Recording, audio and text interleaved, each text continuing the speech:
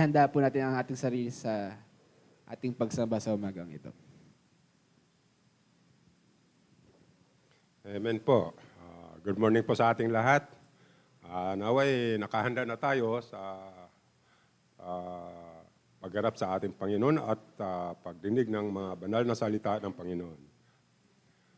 Sige po, samahan po ninyo ako sa panalangin ito. O Diyos, Ama, makapangyarihan sa lahat, maraming salamat sa oras at pagkakataon na binigay mo ngayon sa amin na dito sa bahay panalanginan mo po, Panginoon, ang aming pagtitipon-tipon upang kaming may mananambahan sa iyo po, Panginoon. Naway, puspusin mo kami ng iyong banal na espiritu upang ang lahat ng ito ay aming maunawaan kung ano ang aming maririnig na iyong banal na salita upang aming lubos na maunawaan sa pamagitan ng iyong pagpuspos po, Panginoon. Ganoon din po, O Lord God, dalangin din po namin ang aming pastor na magsasalita po nito upang ipapahayag ang iyong banal na salita, O God. Bigyan mo siya ng wisdom upang maibigay niya, maipaliwanag niya ng maliwanag at ng aming maunawaan ang lahat-lahat ng nais mong sabihin at nais mong papagawa po sa amin. Maraming salamat po, Panginoon. Ganon din po ang aming mga music team. Naway, pagpalain mo rin sila, gabayan mo sila sa pamagitan ng aming panambahan po, Panginoon, ay daan sa kanilang awitin upang ipaparating sa iyo para sa iyong kaluwalhatian, God. Ganon din po, Panginoon, dinadalangin po namin ang lahat ng mga mananampalataya po, Panginoon, na dating nananambahan sa bahay panalanginan na ito, naway, pababalikin mo sila, Panginoon. Gabayan mo ang kanilang mga paa papunta po sa bahay panalanginan na ito. Ipuin mo ang kanilang puso't isipan upang patuloy na manumbalik at mananambahan sa iyo, O God, upang hindi sila mawala sa iyong piling, hindi sila makuha ng mga kaaway, O God. Maraming salamat po, Lord, sa lahat ng iyong mga biyaya at pagpapala na binibigay sa amin. Muli naming tinataas lahat ng kapurian, pag-ibig, pagsamba sa pangalan ni Jesus. Ito po ang aming dalangin. Amen. Ito, palapakan natin ng Diyos at tayo po ay umagpuri at umawit sa kanyang pangalan.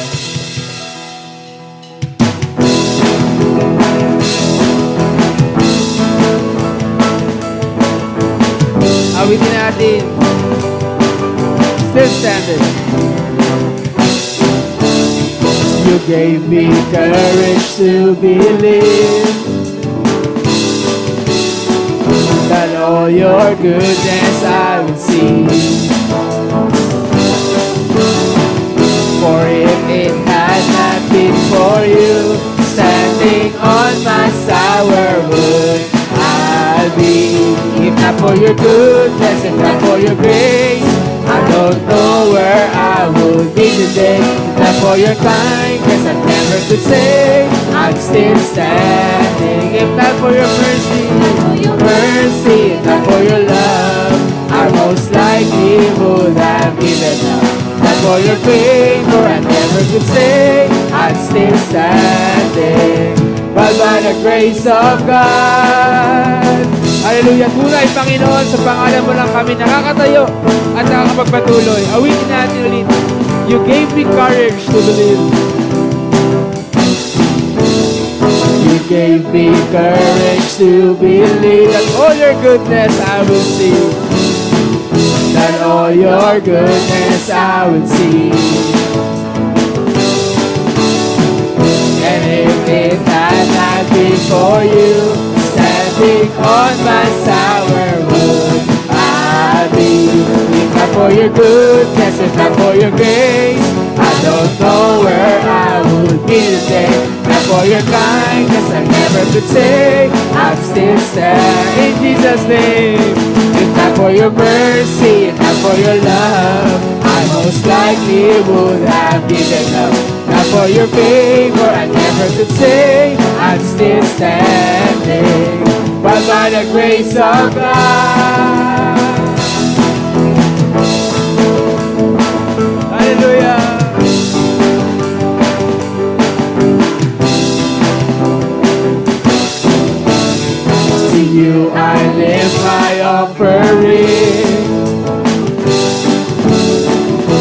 set my heart on higher things. For if it had not been for you, God, for if it had not been for you, standing on my sour wood, I'd be, where would I be? If not for your goodness, if not for your grace, I don't know where I would be today. Not for your kindness, I never could say I'm still standing. If not for your mercy, not for your love, I most likely would have given up. Not for your favor, I never could say I'm still standing. But by the grace of God.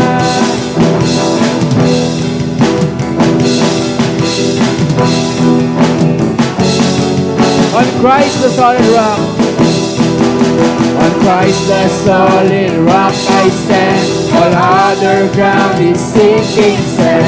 On Christ the solid rock I stand.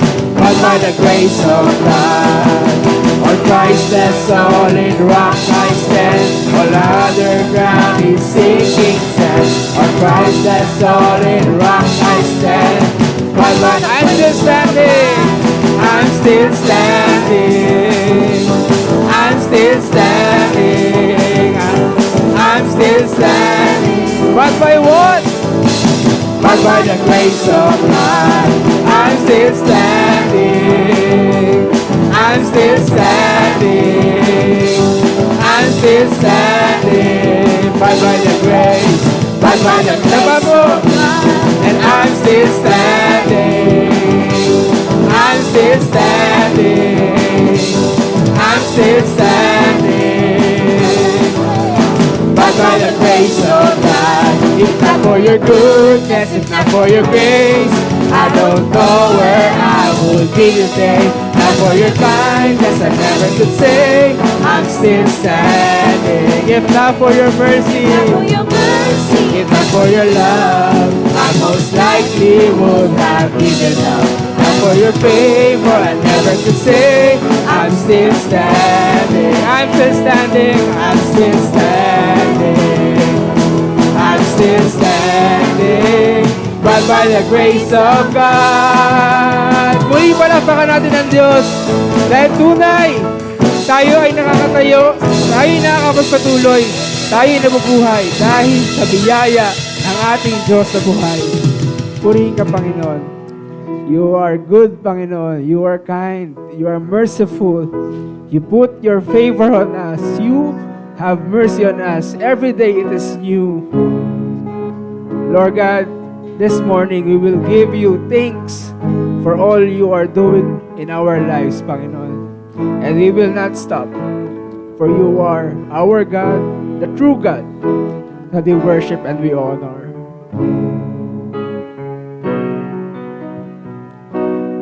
Give thanks with a grateful heart. Give thanks to the Holy One. Give thanks because He's given Jesus Christ, His Son. Give thanks with a grateful heart. Give thanks to the Holy One. Give thanks because He's given Jesus Christ,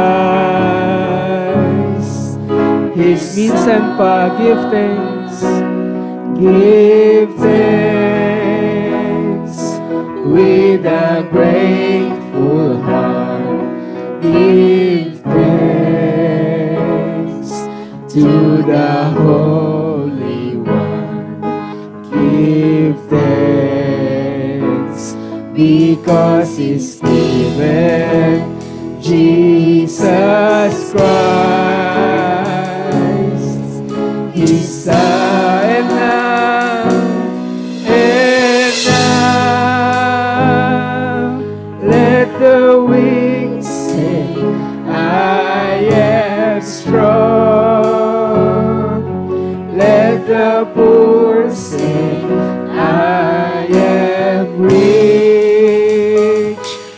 because of what the Lord has done for us. And now, let the weak say, I am strong. Let the poor say, I am rich. Because of what? Because of what The Lord has done for us. Give thanks with a grateful heart. Give thanks to the Holy One. Give thanks because He's given Jesus Christ. He said now, and now, let the weak say, I am strong. Let the poor say, I am rich. Because of what the Lord has done for us. And now, let the weak say, I am strong. Let the poor say, I am rich. Because of what the Lord has done for us. And now, let the weak say, I am strong. Let the poor say, I am rich. Because of what the Lord has done for the last time for us. And now, let the weak say, I am strong. Let the poor say, I am rich. Because of what the Lord has done for us. Give thanks. O Diyos, salamat po. Tunay kami nagkapasalamat. Give thanks. Walang katumbas sa salita ang pwede namin itumbas sa iyong ginawa, Panginoon. Salamat o Diyos. Tunay nga, kami ay iyong niligtas mula sa aming kasalanan. Kabayaran nito at kaparusahan nito. At patuloy nga sa aming buhay, kami nagkapasalamat dahil patuloy mong pinaparanas ang iyong kabutihan, ang iyong pagpapala, Panginoon, sa amin. O Diyos, sa aming pamilya, sa aming trabaho, salamat o Diyos. Tunay, Panginoon, Ikaw ang mapagpalang Diyos. Ikaw ang mabuting Diyos. At patuloy na nais tayo makilala. Patuloy na lumalim, Panginoon, sa iyo. Sa tunay, Lord God, Ikaw po ang lahat sa amin. Ikaw lang at wala pong iba. Ikaw ang aming pag-asa. Ikaw ang aming kalakasan. Kung ano pa, Panginoon, ang hahanapin natin sa iba.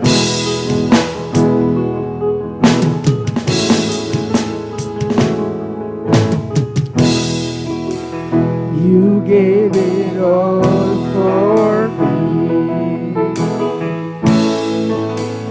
My soul desire, my everything.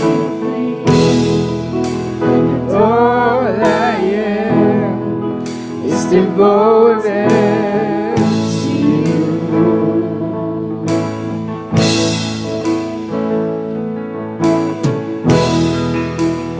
How could I fail to see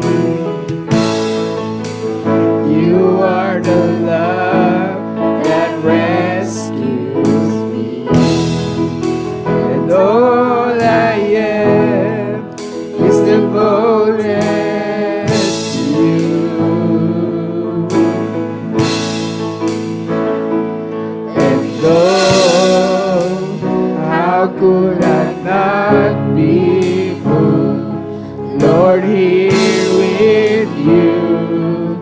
So have your way in me. 'Cause Lord, there is just one thing that I will see. This is my cry, my one desire is to be where you are, Lord, now and forever.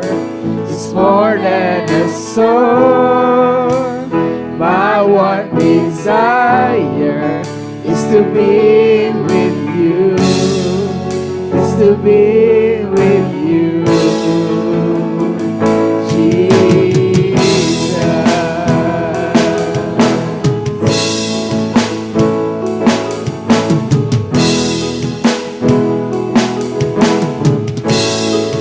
You gave it all for me. You gave it all for me. My soul desire, my everything, and all I am is devoted to you. We live our lives, we live our offering to you, God. How could I fail to see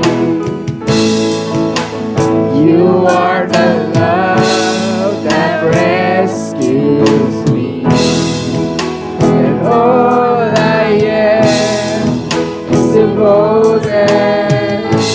You are the one that first loved us, God. So thank you. We thank you. And Lord, how could I not be moved, Lord, here with you in your presence. So have your way. Move us, Lord God. Convict So us. there is Just one thing that I will see. This is my cry. My one desire is to be where you are, Lord, now and forever. It's more than a song. My one desire is to be with you, is to be with you. This is my cry. My one desire is to be where you are, Lord, now and forever. It's more than a song. My one desire is to be with you, is to be with you, Jesus. We long for you, Lord God. We will wait on you. We desire you, Lord God. O Diyos, patuloy ka nga magpakilala sa amin. Patuloy mo iparala sa iyong mga salita sa amin, O Diyos. And our prayer, it is you that are, and we desire, Panginoon. The one thing I ask is to be with you. The one thing I ask is to be with to be in a deep relationship with you, Lord God.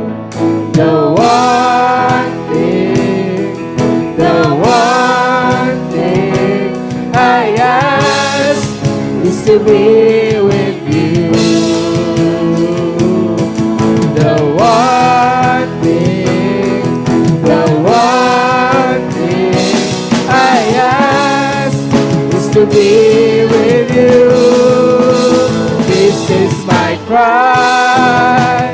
My one desire is to be where you are, Lord, now and forever. It's more than a song. My one desire is to to be with you. Is to be with you. This is my cry. My one desire is to be where you are, Lord. Now and forever. It's more than a song. My one desire is to be with you. Is to be with you.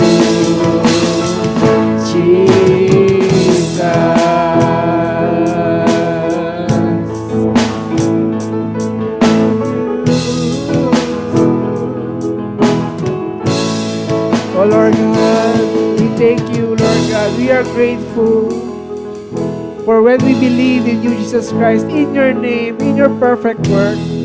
Ibinigay niyo po sa amin ang buhay na walang hanggan. At tunay, ang buhay na walang hanggan ay patuloy kang makilala, patuloy kang maranasan, Panginoon. And as we song, and as we desire, Lord God, we want is you. Ang aming dalangin, Panginoon, sa aming pag-iintay sa muli mong pagbabalik. Patuloy, Panginoon, kami na tumindig sa iyo. Patuloy kaming magpatuloy sa iyong pangalan, O Diyos. At tunay nga, Panginoon, ito ay dahil lamang at magagawa lamang namin by the grace of God, O Diyos. This is all we ask for, Panginoon. We praise you, we glorify you this morning. In Jesus' name we pray. I always say amen. Amen.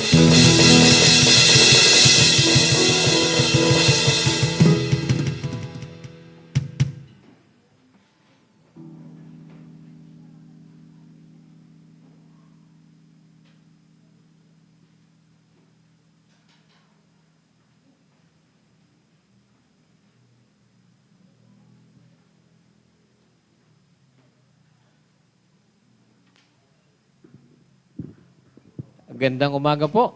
Pakibati yung mga katabi nyo. At saka yung kakulay ng suit ko.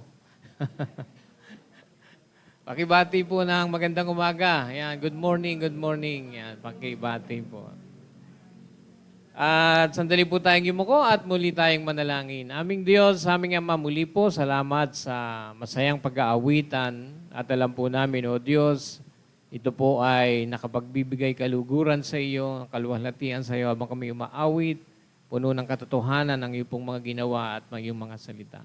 Dalangin po namin muli yung patnubay ng iyong banal na Espiritu. Gabayan mo kami turuan, ibuksan mo ang amin pong kaisipan, ang aming puso upang sa ganoon, O Diyos, kami mahubog ayon po sa iyong nais para po sa aming lahat. Dalangin po namin ito sa pangalan po ng aming Panginoong Hesus. Amen. At amen. Minsan pa po palakpakan natin ang ating Panginoon. Ang pinag-aralan natin last Sunday ay priority. Haggai 1:1-14. Bagamat di ko na po bibigkasin, pinag-aralan po natin, God is our priority. At kung ang Diyos ang ating priority, ang mga bagay na ito'y mangyayari. Ayon po sa verse 5. At kung hindi naman, ito naman yung mangyayari. No? May mga gagawin ng Diyos kung ang Diyos ang atin pong uunahin at meron namang mga bagay na mga consequence na mangyayari kung hindi naman Diyos ang ating uunahin. So yun po yung pinag-aralan natin last Sunday. At ang verse 5 and verse 7, dalawang ulit po. Pag inuulit, mahalaga. Basahin po natin. Now therefore, thus says the Lord of hosts, consider your ways. And then sa verse 7, inulit-ulit. Thus says the Lord of hosts, consider your ways. Mahalaga po kasi na pag-isipan natin ano ba ang priority natin sa buhay. Totoo po, wala na tayo sa Old Covenant, nasa New Covenant tayo, sa Covenant ng grace ng Diyos. Pero kung minsan natatanong natin, bakit hindi natin nararanasan yung biyaya ng Diyos? The same reason sa Haggai. You did not give priority to God. Bagamat lahat tayo nasa biyaya na ng Panginoon, pero lumalakad tayo nang hindi naayon sa Diyos, kaya yung blessing, yung favor ng Lord, hindi natin ma-experience. Kaya minsan tinatanong natin, bakit ganon? At kung minsan naman, sa kabila ng ating mga pagkukulang, ay pinagpapala pa rin tayo ng Diyos kasi it is the grace of God. So mahalaga po, bigyan natin, pag-isipan daw po natin maigi. Give careful thought to your ways. No? Pag-isipan mabuti. At habang tayo sumusunod sa Panginoon, ang pangako ng Diyos sa ating pinag-aralan, I am with you. Amen po? Makakayanan natin lahat dahil meron tayong kasama. Walang iba kundi ang ating Panginoon. Meron po ako isang, nakwento ko na po, hindi ko alam dito o sa Marilao. True story po siya. Kung gusto nyo i-search, why not? No? Panoorin nyo. Little Angel. Ito po ay true story at sabi ni Chona, bakit ka umiiyak? Kasi nakakaiyak naman po talaga yung pangyayari na yon. At itong babae na ito na tumutulong sa isang mama na mayroong anak na may sakit, ay tinulungan niya mag-ayos ng dokumento. Sabi niya, ito yung important, ito yung most important, ito yung less important. Kasi magulo halo-halo yung kanyang dokumento. Sabi niya, tandaan mo, this is important, the most important, and less important. So yung less, hayaan mo muna, dito ka muna mag-focus sa pinaka-importante. Merong importante, pero merong pinaka-importante. So maganda pong movie yan, talaga pong nakaka-bless. Subukan niyo pong basahin. Ang pag-aaralan po natin ngayon, ano ang mahalaga sa iyo? Pakitanong mo nga sa iyong katabi, ano ang mahalaga sa iyo? Kasi pag merong mahalaga sa iyo, uunahin mo. Amen po. Sa English po ay worthiness. O yung pagiging karapat-dapat sa Tagalog o kahalagahan sa isa pang Tagalog. Sa English, ano ang value nito sa iyo? Ano ang importance nito sa iyo? Ang worth nito sa iyo? Anong halaga nito sa iyo? Ito po yung mga picture na kung saan po mahalaga sa atin. Mahalaga po ba ang family? Amen po? Mahalaga ba ang reunion? Mahalaga po yan. Mahalaga po ba ito? Trabaho. Mahalaga po ba sa inyo trabaho? Iba nga talaga namang 16 oras kung magtrabaho eh. Pag uwi sa bahay, dala-dala pa eh. Diba? Ganun siya kahalaga eh. Ganun kahalaga sa iyo dahil very important sa iyo ang work eh. Hanggang pagtulog, nananaginip ka pa. Nagtatrabaho ka. Kasi mahalaga sa iyo. Ito, mahalaga po ba sa inyo ito? Ayan, sa mga may asawa.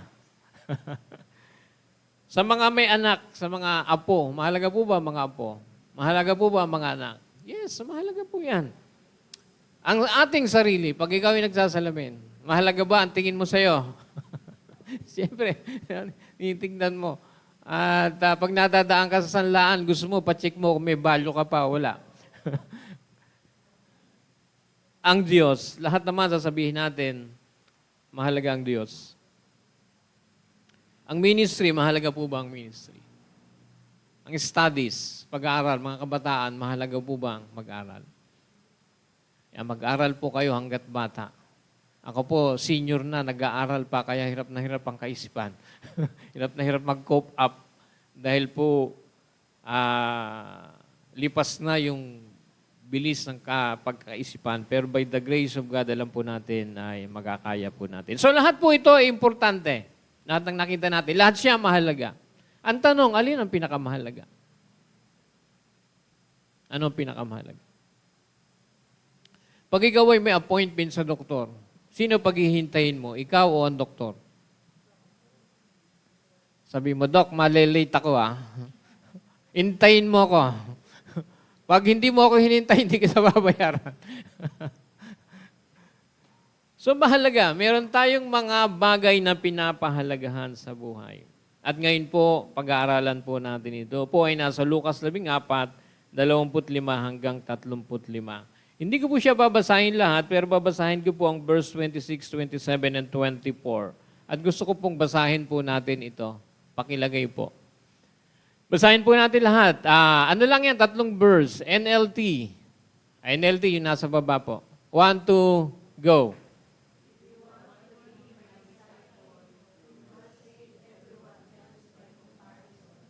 Your father, mother, wife, and children, brothers and sisters, yes, even your own life. Otherwise, you cannot be my disciple. Verse 27. and follow me, you cannot be my disciple. And verse, ano isa? 34. Sa 34 na po tayo.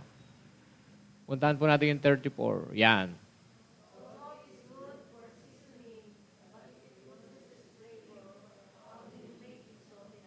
Then balikan po natin yung 28. Tignan nga natin yung 28. Ayan. For who will begin construction of a building without first calculating the cost to see if there is enough money to finish it? So ito po yung mga pag-aaralan natin patungkol sa discipleship. Ang pagiging tagasunod ni Kristo. At naniniwala po ako, every believer must be a follower or a disciple. Merong disipulo pero hindi po mananampalataya. Mababasa po natin yan sa yung mga tagasunod ni Kristo about eating the flesh, lahat sila ay iba po ito malikod.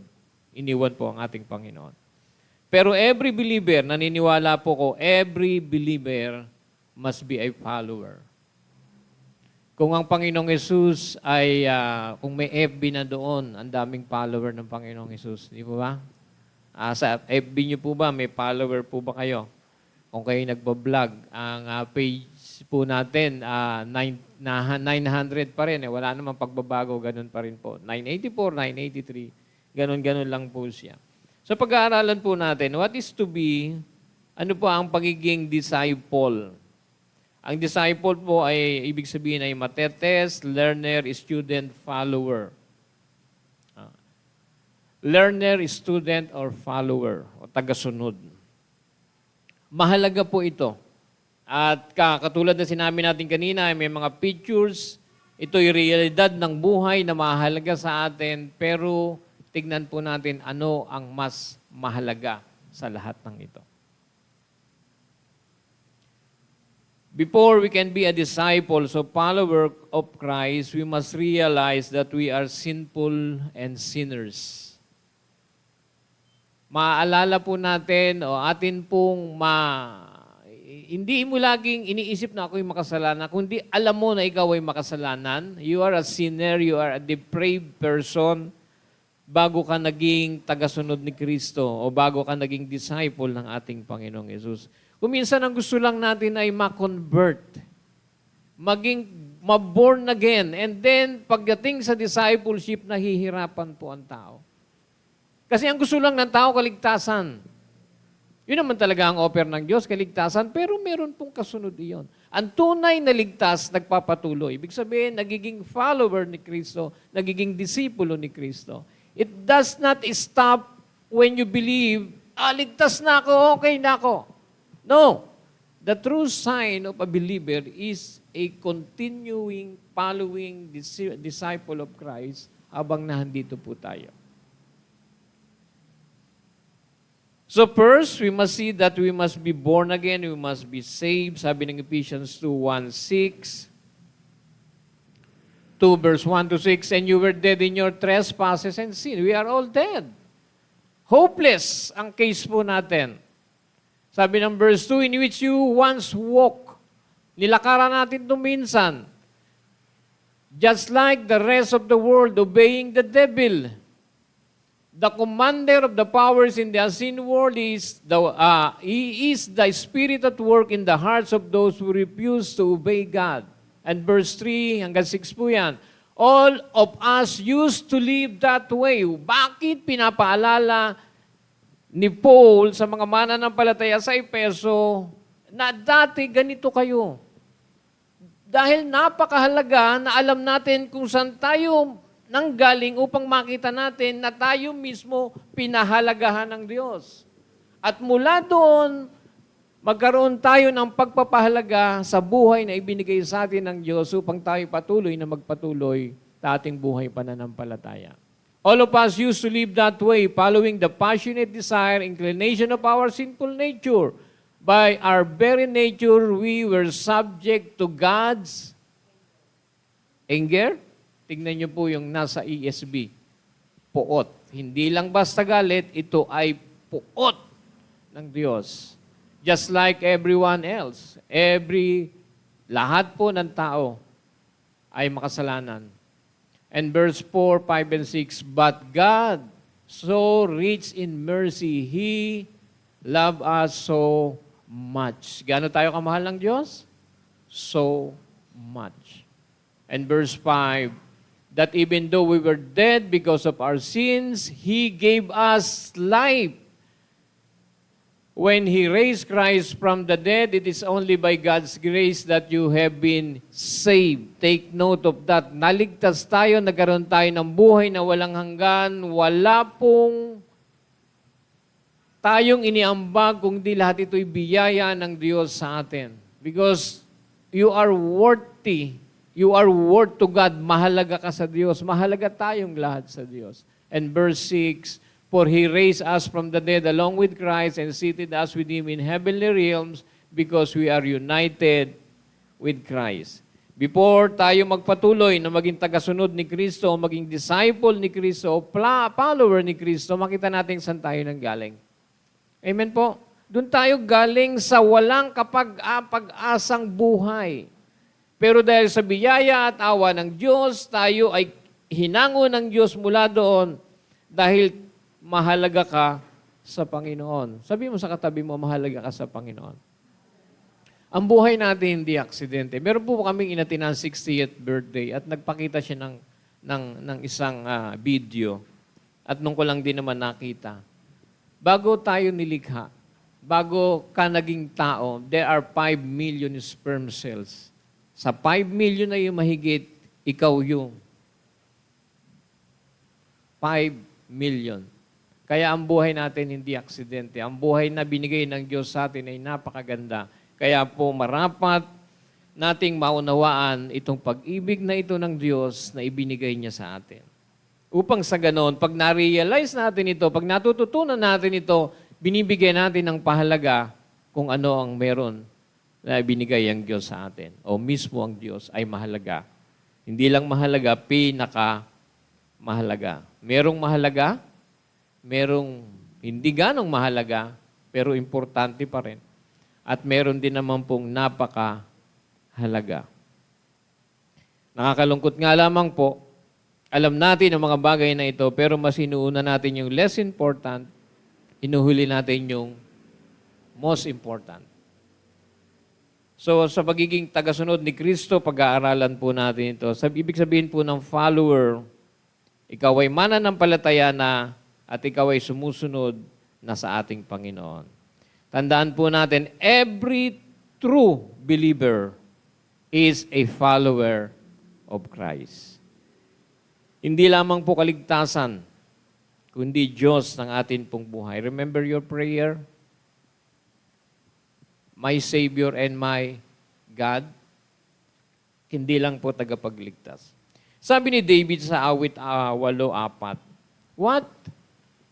What is that the man you are mindful of him, and the son of man that you are cared for him? Natatanong din natin minsan, ano ba meron tayo? Ganyan tayo kamahal ng Diyos. Ganyan kakahalaga sa Panginoon.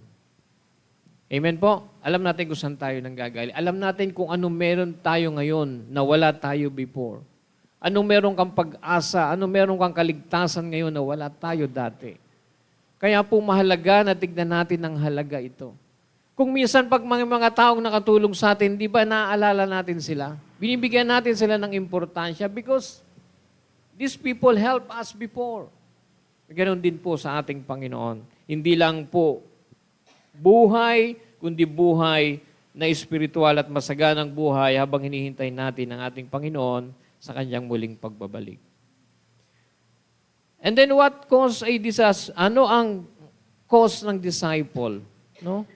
What it takes to be a disciple or follower of Christ. Maaari, sabi na, deny yourself, take up your cross, and follow me. 3 po. Deny your cross, wala po dyan yan, pero binabanggit ko lamang po. Deny yourself, take up your cross, and follow me. Sa verse 25, ganito po ang nasusulat o nakasulat. Now great crowds accompanied him, and he turned to them and said, maraming followers ang Panginoong Yesus? Yes? Kaya nga sabi ko, kung meron ng FB noon, maraming followers ang Panginoong Hesus. Sa atin nga, ikaw lang yung follower sa sarili mo. Eh, di ba? Nag-post ka, ikaw lang yung nagla-like. Ikaw yung sarili mong follower. Ang Panginoong Hesus, maraming followers. Now great crowds accompanied him, and he turned and said to them, gusto nitong mga tao nito na sumunod sa Panginoon. Gusto nitong mga tao na to na naging disipulo ng ating Panginoon. At ito'y kanyang hinarap at sinabi ang mga bagay na ito. Itong large crowd na ito ay meron diyang talagang buong puso na gustong sumunod sa Panginoon. Meron naman din po diyang mga half-hearted. Pag may pakinabang, sunod ako. Pagka pahigihirap, hinto ako. No. Meron pong probably, hindi ko po sinasabing yon, probably ay na-carried along lang. Oh, maraming sumusunod sama nga ako. Parang yung aksidente kahapon sa amin, no? Sabi nung nagbibideo, ang daming usi. Ang daming nagbibideo Ang daming usi. Na-carried alone lang. No? Natulak lang. Hindi na makaalis kasi sobrang dami ng tao. Siksikan, maraming follower, naipit na lang. No, or half-hearted, half-commitment. Parang feel good ka lang. Kailangan kasi para maganda ang pakiramdam.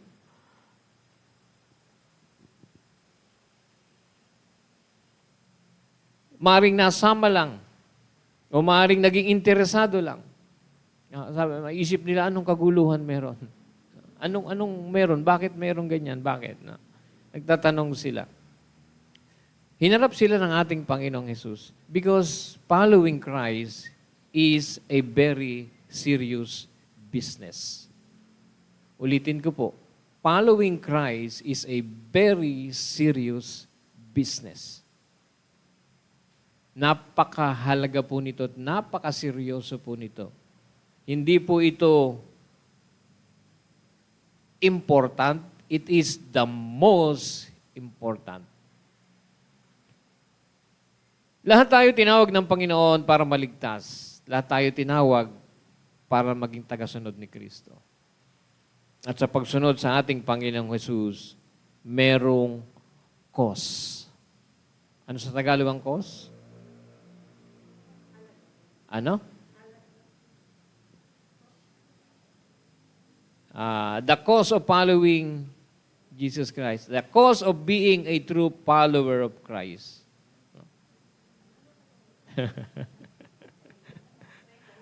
Presyo. Ang kahalagahan o ang halaga, ang halaga ng pagsunod sa ating Panginoon. Number 1, hindi po ako ang nag-statement dito, ang Panginoong Hesus. Kung babasahin po natin ang verse 26, 27, tignan po natin. And anyone comes after me and does not hate his own father, mother, wife, children, brothers, sisters, yes, even his own life, he cannot be my disciple. Napaka-strong na word. Hate. Kaya minsan, pagka yun lang ang nabasa mo, uwi ka sa bahay, sabi mo sa nanay mo, Mother, I hate you. Father, I hate you. Ang ibig ko sabihin niya, less love. Kaya nga pinakita ko kanina yung important, most important, at saka less is important. Very serious po ang Panginoon. Hindi siya naghahanap ng maraming tagasunod. Naghahanap siya ng 100% na gustong sumunod sa Panginoon, sa Kanya. The cause of being a true followers of Christ. This is Christ's statement. This is the Word of God. Ito po yung statement ng ating Panginoon. Number 1, hate his family or himself. Para maging tagasunod ng Panginoong Jesus, you must hate your family, even yourself. Pag sinabing hate, ibig sabihin niya less love. Mahal mo siya pero hindi siya yung pinakamahal mo. Okay? Yun po yung hate dyan. Kaya nga ang salin kanina, Kung babalikan natin sa yung verse na yan, must hate. Yung iba po, everyone else. Sa ibang salin po, less love. Mas mahalin mo ng hindi higit sa Diyos. Mas higit ang pagmamahal sa Diyos. Amen po. Yun po yung ibig sabihin ng hate diyan. Hindi ibig sabihin ay kamuhian mo ang iyong mga mahal sa buhay, magiging yung sarili at sumunod ka sa Panginoon. Hindi po yun yung ibig sabihin ng Panginoon. Ibig po sabihin yan, loveless. Hindi po nagpo-promote ang Diyos ng hatred within the family. Okay? Ulitin ko po, hindi po yung hatred sa family. Kaya po nilagay natin yan, it does not promote hatred in the family. Ibig sabihin yan ay loveless. Natatandaan niyo ang Panginoong Hesus nung nakapako sa krus. Ang sabi niya kay John, here is your mother. Ang sabi niya sa kanyang nanay. No? Kaya ibig sabihin, mahalaga po ang family. But family is the most important thing? No, God is the most important thing. Alam niyo po ba yung sign na ito? Greater than, less than? Sino po nakakalam nito? Hindi po Greek yan. Math po yan. Ano yung ganon? Less than, tsaka equal. Tinuturoan sila ng ating Panginoong Hesus, ano yung much greater? Ano yung mas mahalaga? Pinakamahalaga. Loveless, ang ibig ko sabihin. Hindi walang pag-ibig. Merong pag-ibig, pero mas mataas pa rin ang pag-ibig sa Diyos. May mga verses sa Bible, honor your father and mother. Ibig sabihin niya, nagkokontra ang salita ng Panginoon. Hindi po, kasi yun ay loveless. Meron din nagsasabi sa mga salita ng Panginoon, children, obey your parents in the Lord. So, it does not promote hatred in the family.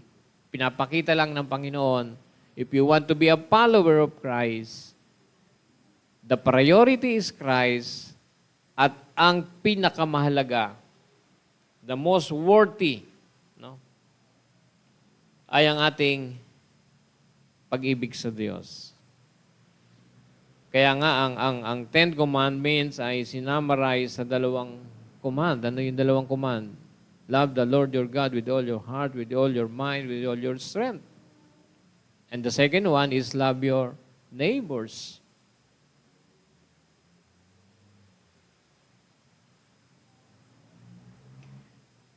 Nung sabihin ito ng Panginoong Hesus sa mga followers niya, naintindihan nila ito. Tayo lang, minsan, hindi natin maintindihan. Pero sila naintindihan nila ito. Kasi once na ikaw ay naging tagasunod ni Kristo sa panahon nila, the family that they are belong to will reject them.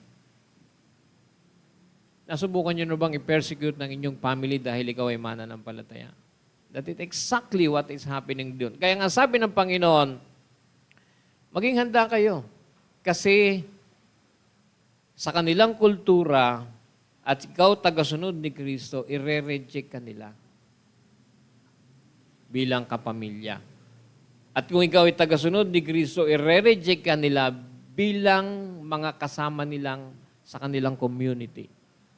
Merong rejection.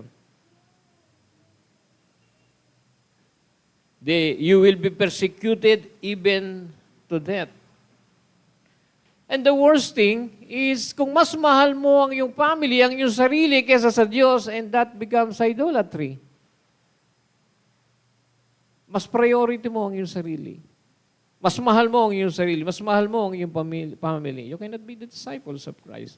Ulitin ko, para maging malinaw, hindi ibig sabihin, hate mo ang family mo. Hindi po. The Bible teaches us to love the family. So, he must hate his family. He must love less. Mas mahalaga pa rin ng Panginoon.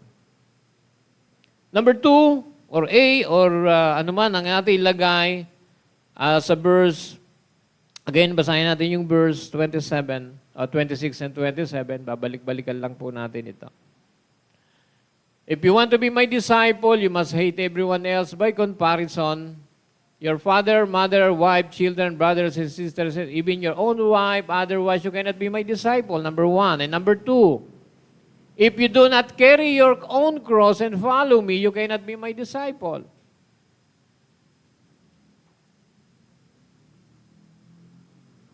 Meron pong isang biro yung pastor namin. Sabi niya, merong isang lalaki, ang binuhat yung asawa niya. Bakit buhat-buhat mo yung asawa mo? Mahal na mahal mo yung asawa mo. Hindi po, siya yung cross ko eh. Kwento lang ito nung pastor na nagtuturo po sa amin. Carry your own cross. Kasi po sa kanilang community, pag ikaw ay naging tagasunod ni Kristo, ikaw ay ma-excommunicate. Ika-cut off ka sa kanilang community. I-reject ka, i-persecute ka to the max. Sa atin po mga Pilipino, mga salita lang ang naririnig natin.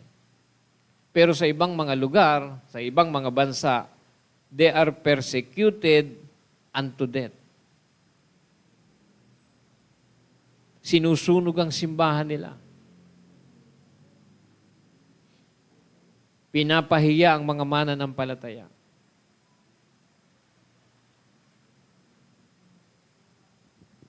So sabi ng Panginoong Hesus, if you do not carry your own cross, sabi sa verse, you cannot be my disciple. Because every day ng ating pong buhay, we carry the cross. That means, sa ating Panginoong Yesus, ang cross na yon ay persecution, ang cross na yon ay kamatayan, ang cross na yon ay napakaraming kahalagahan sa ating Panginoon. It's a beam. Hindi po yung cross na cross, yun po yung beam na nakapatong sa balikat. Take up your own cross. Ang iba sa atin ay kasama namin sa umaga, kasama namin hanggang mamayang gabi. Ano bang cross ang pinadadala sa iyo ng Panginoong Hesus? That is suffering. Kuminsan dahil nasa biyaya tayo ng Panginoon, ini-exclude natin, inaalis natin ang suffering sa Christian life. Meron po talagang suffering. Meron talagang paghihirap na everyday nararanasan natin.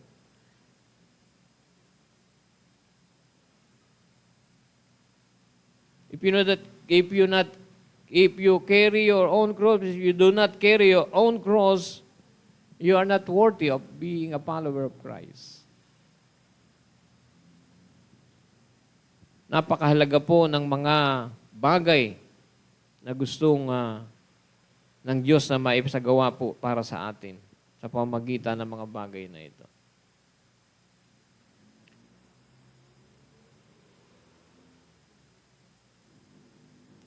Minsan na marapat natin tanungin anong klase ng krus ang nais ng Diyos na ating pasanin.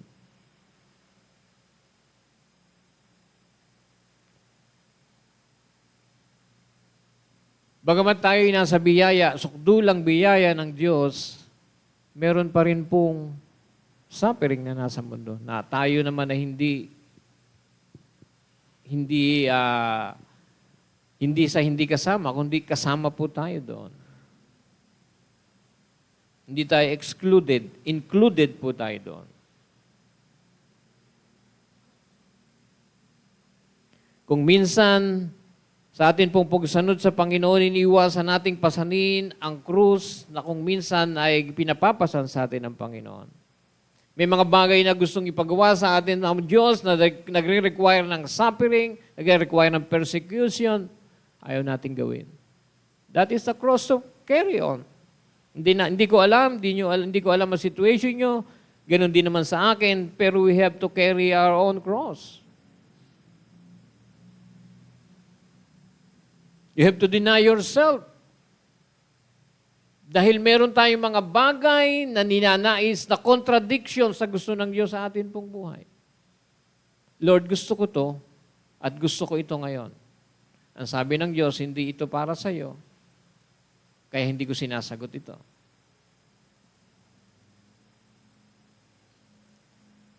Carry your own cross. Ang sabi ng Panginoon, if you want to be a followers of Christ, tulad din nung last Sunday, think of your ways. Ang sabi rin ng Panginoon sa pagkakataong ito, you have to analyze and think 100 times if you want to be a followers of Christ. Nagbigay ang ating Panginoon ng mga example. Luke 14:28 and 23. Bago ko pupuntahan iyon. Nung hindi pa po naka-aircon ang Marilao, pagka ganito pong summer, kanya-kanya kami dala ng panyo. Actually, hindi panyo. Ano ang dala natin? Bimpo. Kasi pagkatapos ng worship service, basa ka ng pawis sa sobrang init. Lalo na yung ganitong oras, 2:30, talaga namang lahat ng katas lalabas sa'yo. Basang-basa ka. Mahirap po. Pero still, nakatayo at sumusunod pa rin sila sa Panginoon. Sabi ng Panginoong Yesus, think about it. Pag-isipan mo. Pag-isipan mo, to be a followers of Christ, to be a disciple of Christ, you have to think about it. Pag-isipan mo maigi. Kasi it requires wholehearted na pagsunod sa Panginoon. Hindi half-hearted. Hindi gusto ng Diyos ang tagapalakpak. Ang gusto ng Diyos ay buong puso para sa Panginoon. At humarap ang Panginoon sa maraming tagasunod niya. Ang sabi niya, if you want to be my followers, ine-emphasize ng Panginoong Yesus, you have to think, you have to assess. Pag-isipan mong maigi. Pag tayo gumagawa ng desisyon, pinag-iisipan natin. Tama po? Pinag-iisipan natin, pag ito ang ginawa ko, ito ang mangyayari. Pag ito ang ginawa ko, posibleng ito ang mangyari. Ano ang mas maganda? Ano po pwedeng gawin? Ina-assess natin maigi. And the Lord is telling them, and the Lord is telling us, think about it. Pag-isipan mo maigi. Dahil ang buhay Kristiyano ay seryosyong buhay. Yes, nandiyan ang happiness, ang joyfulness, nandiyan ang pagpapala ng Diyos, and yes, nandiyan po lahat. Pero it requires serious thinking and assessment. If you does not hate or less love your family, you cannot be my disciple. If you cannot carry your own cross, you cannot be my disciple. If you cannot deny yourself every day, you cannot be my disciple.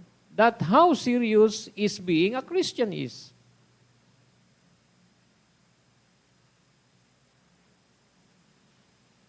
The worthiness ng ating pagiging tagasunod ni Kristo. Lucas 14:28 hanggang 30. Gaano kaseryoso itong bagay na ito? For which of you desiring to build a tower does not first sit down and count the cost whether he has enough to complete it? Sa mga nagtatayo ng bahay at gusto magtayo ng bahay, nagtatanong ka, magkano gagastusin? At pag nagpagawa ka ng plano, binigyan ka ng plano, papakita rin nila sa inyo kung magkano gagastusin mo.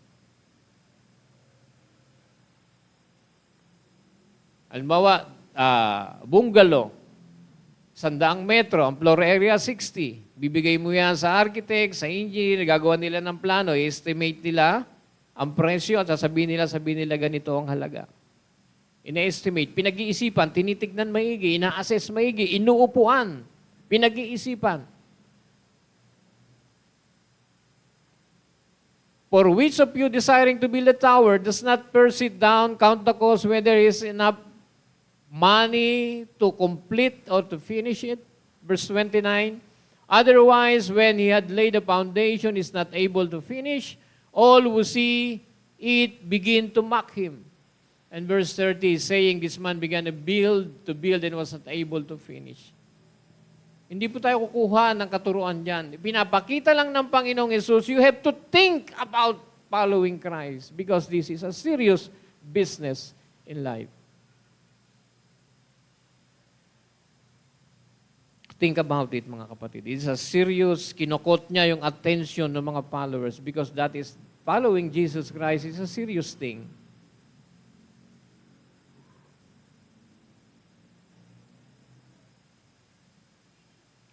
At alam natin, by the grace of God is still available. Yun yung magsusustain po sa atin.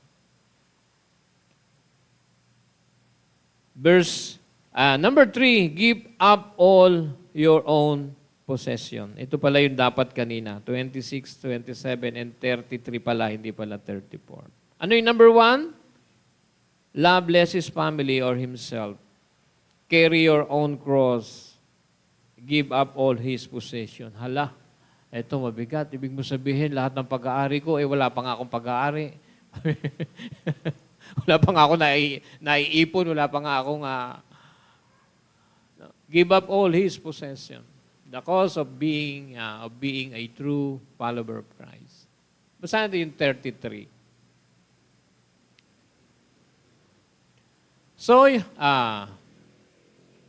So therefore, anyone of who does not renounce all that he has cannot be my disciple. Sabi po ng NLT, so you cannot be my disciple without giving up everything you own. Everything you own.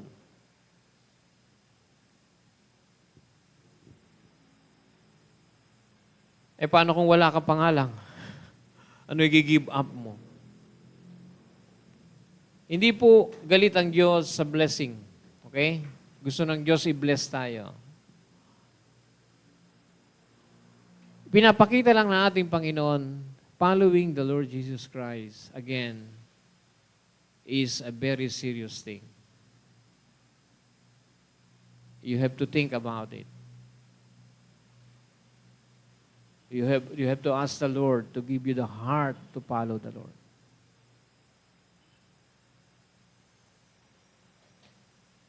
At bago yung kwento na yan, meron pang naunang kwento na isang mayaman na gustong sumunod sa Panginoon. Sabi niya, Lord, what shall I do? Sell all your possession and follow me. Tinetest lang naman siya ng Panginoon. Dahil kung mas mahalaga sa iyo ang possession mo,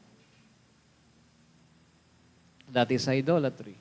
You cannot be worthy of the followers of Christ. Meron sa Bible na God of Mammon, and that is money, that is treasures. Hindi po sinasabi ng Panginoon, lahat ng karirian mo, iwanan mo, para maging tagasunod ka ni Kristo. No, that's not what the Bible said. It is saying na yung pag-aari mo, hindi sa iyo. Yan ang lahat ay sa Diyos. Tayo po ay mga stewards lang ng Diyos. Amen po? Stewards ng Panginoon.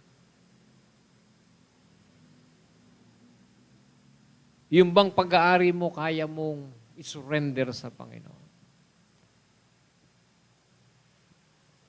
Actually, hindi naman sa atin yan. Yan ay binigay ng Diyos sa atin. Amen po? We are just an steward. Pag sinabing steward, waldas. Hindi, katiwala. Katiwala tayo ng Diyos. Pinagkatiwalaan tayo ng Diyos. Ipinagkatiwala sa atin ng Panginoon. And every time na hingi niya ng Diyos, for the ministry or para sa Kanya, can you give it up? Because God is very serious about following Him.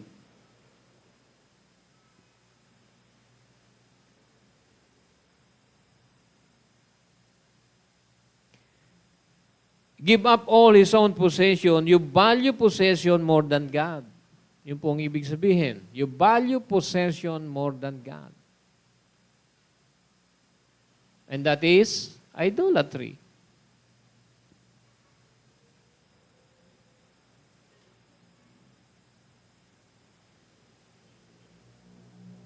Sabi ni Paul sa Philippians 3:7,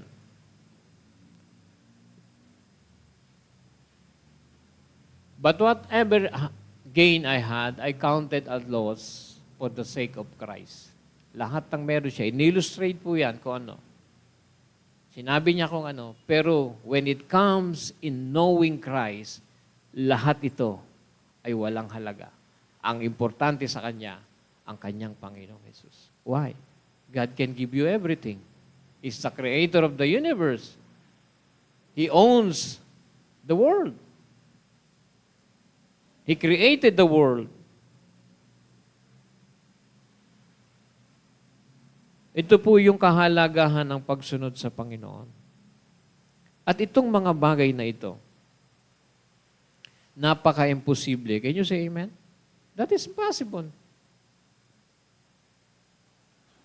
And that where grace comes.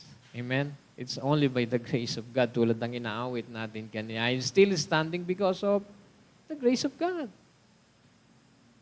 Akala mo ba tayo malakas kaya nandito pa rin tayo sa Panginoon? Hindi po. It is all by the grace of God. Ang sabi ng Panginoong Isus, think about it. Pag-isipan mo. Kasi available naman ang biyaya ng Diyos. So you can overcome ito pong love.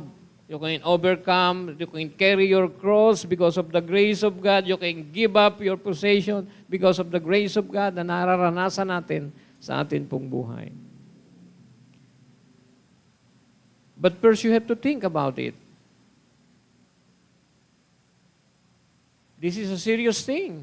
Hindi ito simple. And yet, enjoyable. Dahil sa biyaya ng Panginoon. Amen po? Na-enjoy natin.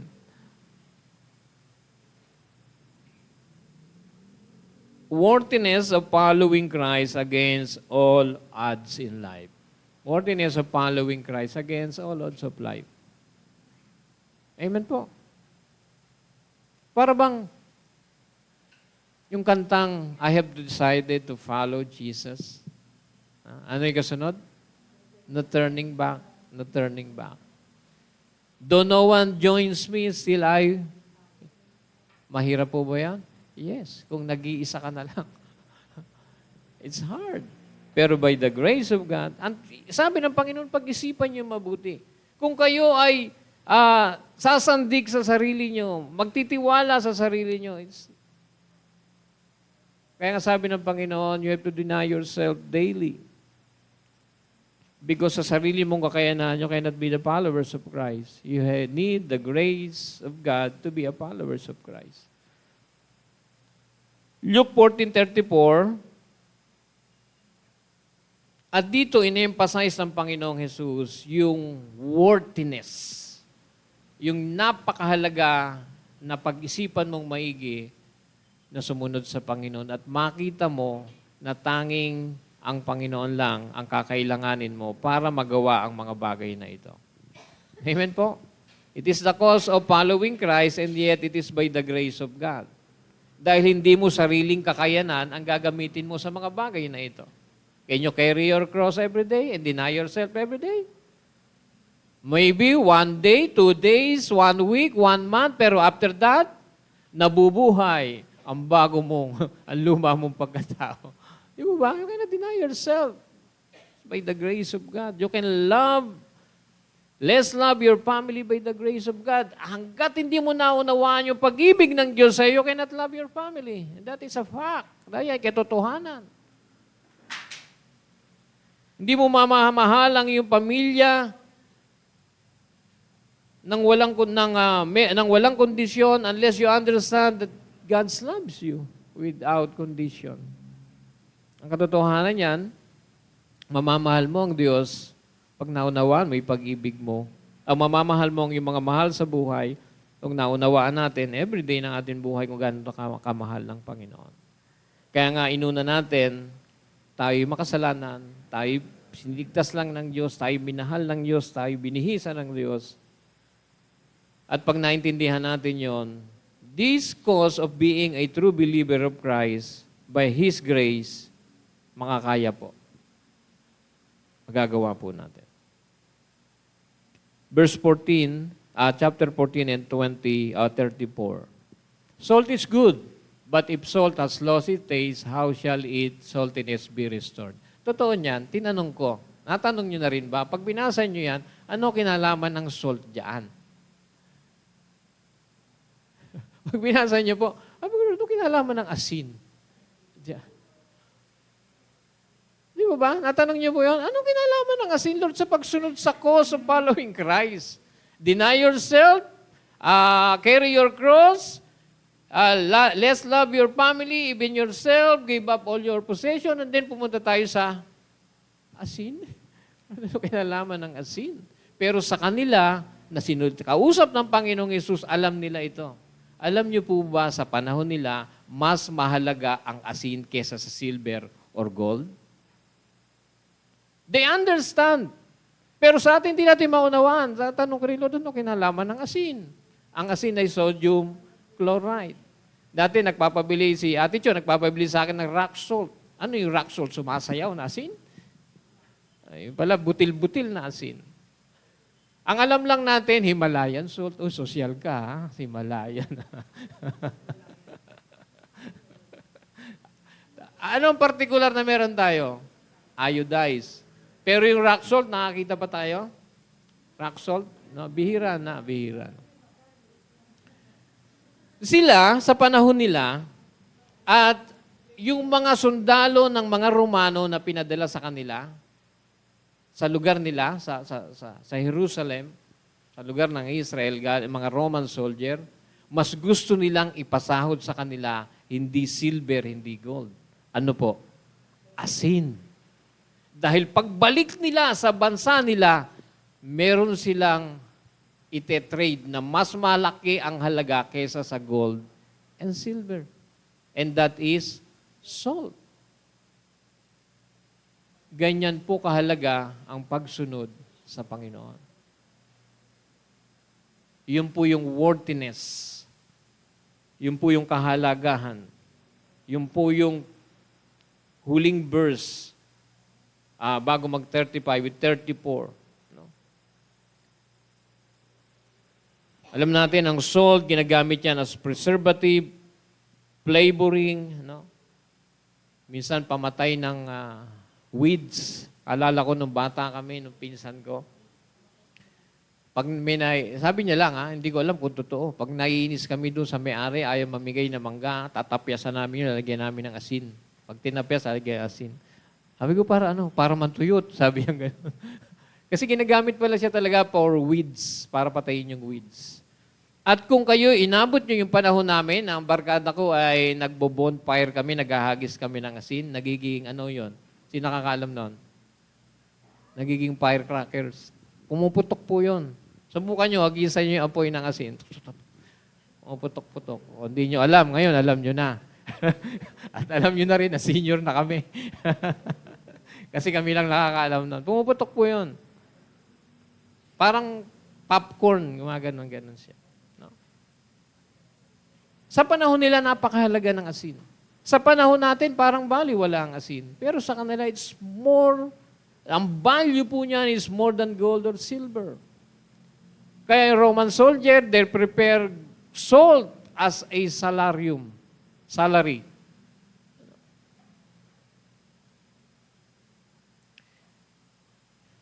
Inabot niyo ba yung Fidel iodized salt?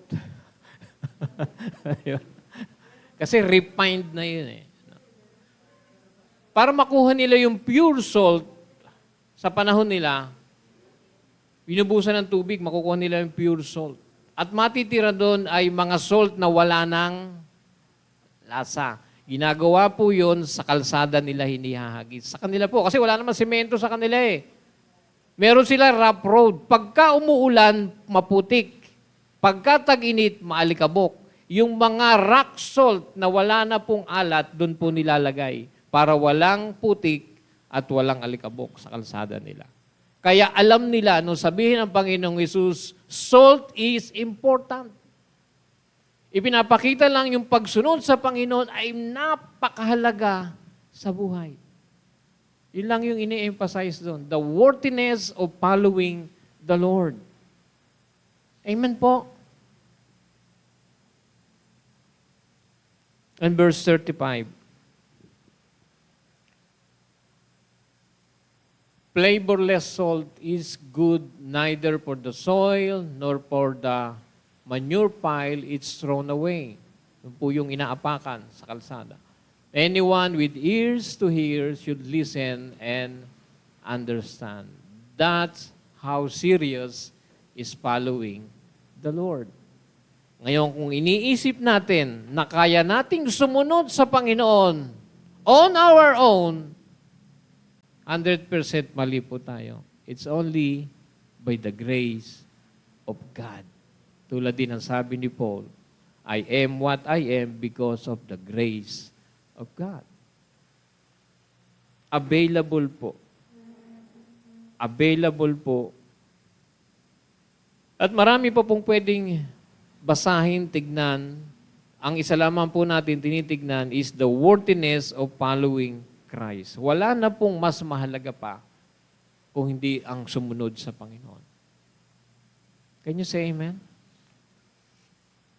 Sabi ng Mark 10:28 and 30, sabi po ni Peter, Peter began to say to him, see, we have left everything and followed you. Sabi niya sa Panginoon. Ang sabi ng Panginoong Jesus said, truly I say to you, there is no one who has left house, brothers, sisters, mothers, fathers, children, lands for my sake and for the gospel, and who will not receive 100-fold in this time. See? Kita niyo po yung promise ng Lord? Sabi ni Peter, we have left everything. Yung 12 disciples, talagang iniwan talaga nila lahat. Ang sabi ng Panginoon, who will not receive 100-fold now in this time. Kaya even you gave up all your possession, God can multiply again that blessing sa iyong buhay as long as you are in the grace of following God and grace ng Lord. Yayabong at yayab. Kung minsan hindi natin ma-experience ang biyaya ng Diyos, bagamat tayo nasa biyaya na ng Diyos, bakit? Wala tayo doon sa dapat lakaran na pinalalakaran sa atin ng Panginoon.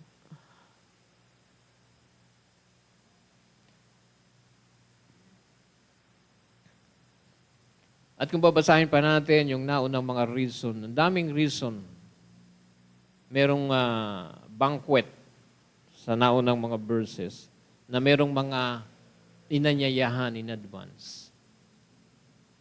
At lahat sila ay tumanggi. Ang isa, sabi ng isa, may binili akong lupa.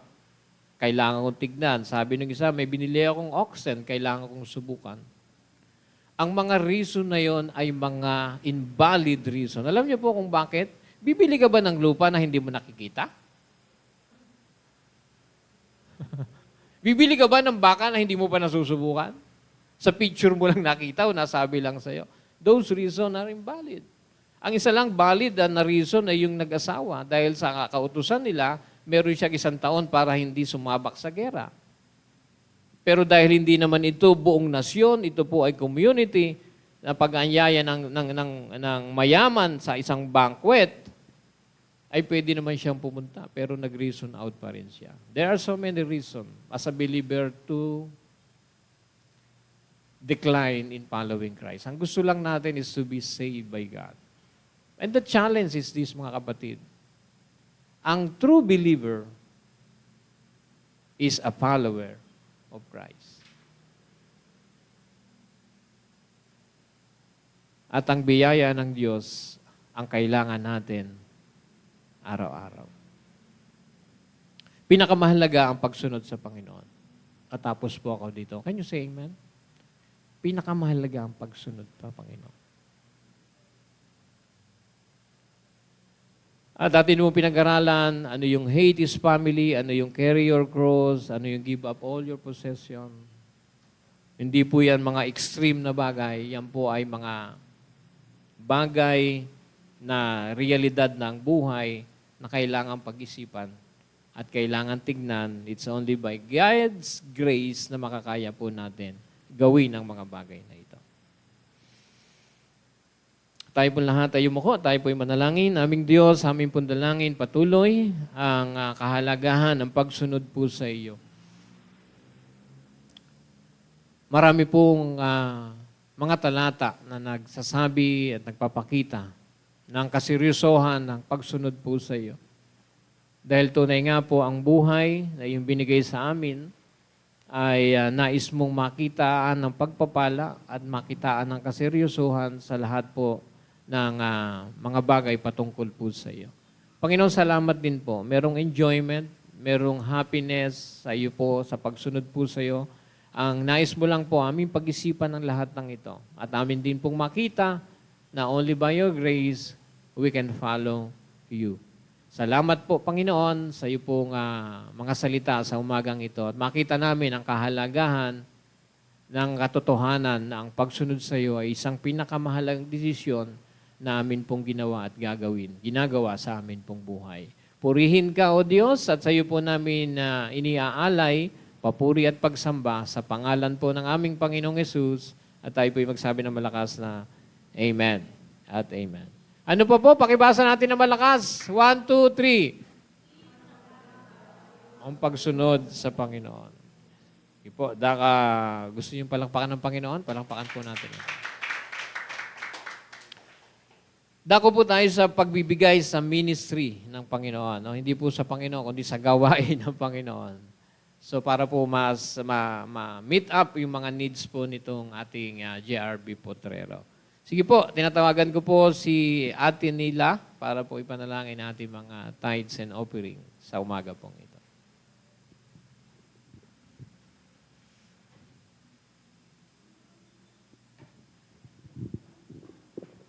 Magandang umaga. Salamat sa mga salitang binahagi ni Pastor. Napakabuti ng Panginoon sa lahat ng bagay, maliit man o malaki. Let us pray. Bibigay po ako sa inyo ng talata na sa Proverbs 3:3. Sa gayon, pinupuno ang ating kamalig ng kasaganahan at ang iyong alilisan ay mag-aapaw sa bagong alak. Let us pray. Aba, Father, patuloy po kaming lumalapit at nagpapakumbaba sa inyo na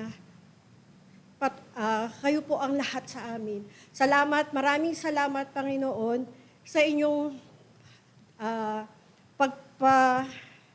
kabutihan, pinagkakaloob mo sa araw-araw, Panginoon. At salamat rin po, Panginoon, sa mga taong may bukal na puso na magbibigay, Panginoon, para sa kalawakan ng aming gawain. Salamat din po, Panginoon, sa inyong gabay. Kayo rin po mag-bless, Panginoon, sa aming lahat, Panginoon. At ituro mo, Panginoon, maging tapat kami sa inyo. Ito lang. Marami pong salamat, Panginoon, at binabalik ko sa inyo ang papuri at pasasalamat sa inyo at magsabi ng Amen. Ano oras na po? Give it time.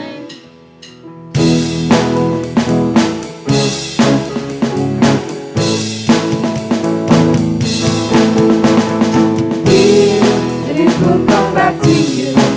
Good measure, pressed down, shaken together, running over. Give, and it will come back to you. When you give to the Lord. Give, and it will come back to you. Good measure, pressed down, shaken together, running over. Give, and it will come back to you. When you give to the Lord. When you give to the Lord. When you give to the Lord.